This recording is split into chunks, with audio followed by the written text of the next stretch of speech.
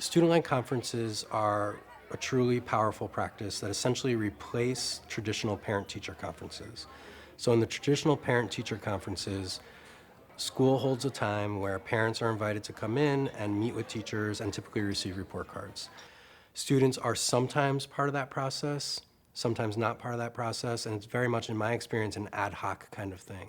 Student-led conferences are much more structured. They are led by students, and it's a conversation that the students lead with a family representative and a school representative, one of their teachers, at the table together. They look through a portfolio of work that the students have created, and students lead the discussion around essentially their strengths and their weaknesses. The role and the responsibilities of the student during the student-led conference is to have created a portfolio, to have reflected on their work, and to be able to speak about that work with their family member who attends the conference. It's also for them to be able to talk about challenges and strengths that they've had in their work for the year, and also things that they want to be able to work on for next time and set goals for the next marking period. The teacher helps the student prepare and call their work that they're going to be presenting in the conference by helping that student pick out a piece that maybe reflects some growth in their learning or their understanding. So first we'll have the report card. I'll just share it with you quickly so we can see where he's standing. And then we'll have David start talking about his work, and he'll use the learning target trackers in his work and pick a couple pieces that'll help relate to the grades that we see on the report card. After that, I then handed the conference over to David, and he went through his portfolio and selected his work. He actually went through pieces of work from every content area, so he hit the 4 major subjects with at least 1 piece from each. Here's my math, which I need to improve on big time. Yeah? But still, Let me take a little note to myself. So math. yeah. So these two, what are these twos? I don't think 2 is good, right? 2 isn't good. That's not It's out of 4 still? Out of 4, so it's like 50%. Uh-huh. Yeah. So this is all my, like, I probably got this. I think I got this because, like, I'm like him. He said that, that when he was a kid, he used to do everything in his head. Like, he used to take shortcuts and, like, add stuff in his head without writing it out. Because that's... And so does that mean you're making more mistakes, or it's the showing of the work that's causing you to get the 2? It's like the showing of the work. Okay. I show most of it, but not all of it. So you know what you're doing, you just have to actually show the work. Yeah. Which sounds something like, I don't know, I've heard that before.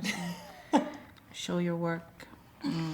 So David goes through his portfolio. He matches the work that he had with the learning targets to show how he achieved each of them.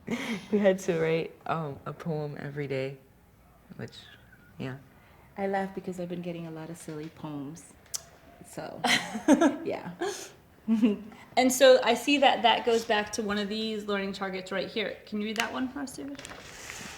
I can reflect on the meaning and literary devices of a variety of poems. Nice. A learning target, I think, in most schools would equate to their aim. So for us, a learning target is transferring the knowledge of what a student is going to gain once they walk out of the class into an I can statement. It's just something that is in a friendly language for a student, and so they know when they've met the goal is when they can answer yes to that. I can do that, actually. And those play a huge part in student-led conferences because that's what they're graded on in all of their courses. One thing that we didn't mention yet for the student-led conferences is the habits of work and learning grades. Do you want to explain that, David, or do you want me to? I'll explain it. Great. I guess. How habits of work and learning is for short HOWLs.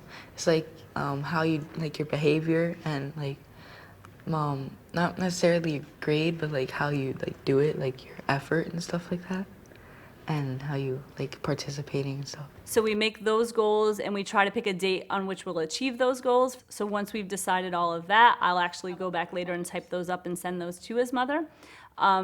We then got some more feedback from Mom, any questions that she had that were lingering after all of that was finished. What are his chances for his grades to go up any higher at this rate? I think, since you know we're partway through this marking period already, so I think his chances of his grades improving are very good. I know that for the work that he's been handing in both science and English, that he's spending more time on it, and it has shown in the actual product.